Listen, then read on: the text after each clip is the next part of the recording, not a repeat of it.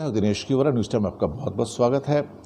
भारत और बांग्लादेश के संदर्भ में FICCI federation of Indian chamber of commerce and industry उनका एक वर्चुअल सेमिनार हुआ है जिसमें क्या कहते हैं federation of Bangladesh chamber of industry and commerce भी थे और बहुत लार्ज संख्या में वर्चुअल सेशन में लोगों ने उसको अटेंड किया है, जिसके अंदर हमारे नेबरिंग कंट्री तो हैं ही हैं और साथ में जर्मनी, फ्रांस और जो बड़े बड़े नेशंस हैं वो भी हैं। मकसद ये है इस प्रोग्राम का, इसका नाम रखा गया लीड्स। 4 डे का प्रोग्राम है और शेयर्ड विजन की बात की जा रही है, ख़ास तौर से नेबर्स के अंदर, साउथ एशियन कंट्री के अंदर। भारत की ओर से स्मृति ईरानी थी और बांग्लादेश की ओर से भी मिनिस्टर्स हैं और उनके federation of Bangladesh chamber of commerce and industry के जो चीफ हैं शेख फजल फ़हीम साहब हैं।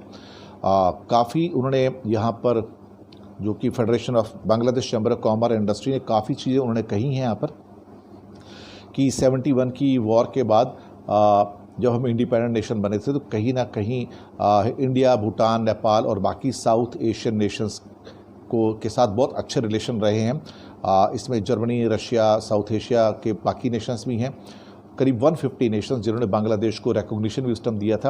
And Bhutan was also among the very first nations who had recognized the Bangladesh as a separate country. India तो ऑफ कोर्स इंस्ट्रूमेंटल था ही नहीं उसमें, तो उसी की वजह से वहाँ पर आज़ादी भी आई थी। कहीं ना कहीं आज उन बातों को भी याद किया गया इस सेमिनार के अंदर बांग्लादेश की ओर से। और 2008 से उन्होंने बताया कि बहुत ज़्यादा कोऑपरेशन बढ़ गया है हमारे खासतौर से साउथ एशियन कंट्रीज़ में, स्पोर्ट्स में, इन्वेस्टमेंट, ट्रेड, कल्चर, इन सब के अंदर, टूरिज़्म के अंदर भी है, शेयर्ड वैल्यूज़ हैं। अभी उनकी कोशिश ये है कि इस कोऑपरेशन को और बढ़ाया जाए और उन्होंने इंडिया से कहा है कि हमारे पास एक्सपोर्ट जोन्स हैं, सार्क के एक्सपोर्ट जोन्स हैं, हम लोगों ने SEZs खोले हैं, साफ्टा की वैल्यू चेन है। साफ्टा भी बेसिकली एक ग्रुप ऑफ कंट्रीज़ है जो साउथ एशिया का ही है।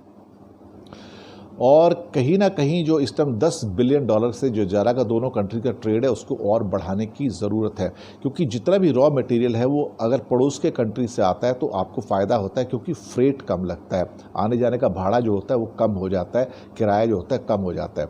तो उसकी वजह से इंडिया के साथ लगे होने के कारण से बहुत सारा रॉ मटेरियल जो है वो सीधे ट्रेन से या ट्रक से बांग्लादेश पहुंच जाता है, उनको फ़ायदा भी होता है।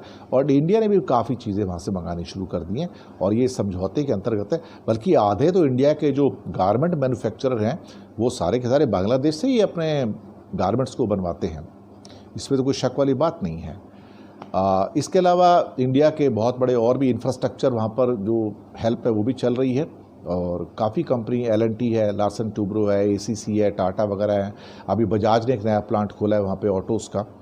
तो कॉपरेशन तो बढ़ रहा है, प्राइवेट सेक्टर और प्राइवेट सेक्टर के बीच में कॉपरेशन है और कहीं ना कहीं ये सब मिलकर देखा जाए तो साउथ एशिया के अंदर एक एफ्लुएंस पैदा कर रहा है और बांग्लादेश के अंदर भी अच्छी, जिसे क्या कहते हैं, पर कैपिटा इनकम में कन्वर्ट हो रहा है, GDP में कन्वर्ट हो रहा है। और अब तो रिजल्ट भी सामने आ गए हैं उसके कि बांग्लादेश ने इंडिया को क्रॉस कर दिया है, तो कुछ अच्छे रिजल्ट भी आ रहे हैं।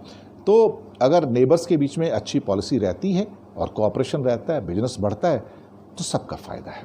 तो ये जो इनका सेमिनार है 4 दिन का, ख़ास तौर से federation of Bangladesh chamber of industry और इंडिया का भी फिक्की का, तो ये काफ़ी लाभदायक है। यहाँ पर मिनिस्टर्स भी हैं, चैम्बर ऑफ कॉमर्स के जो ऑफिशियल्स हैं वो भी हैं और आपस में जो उनकी बात हुई है काफ़ी अच्छी बातचीत हुई है इसमें। शुक्रिया आपका हमारे साथ बने रहने के लिए।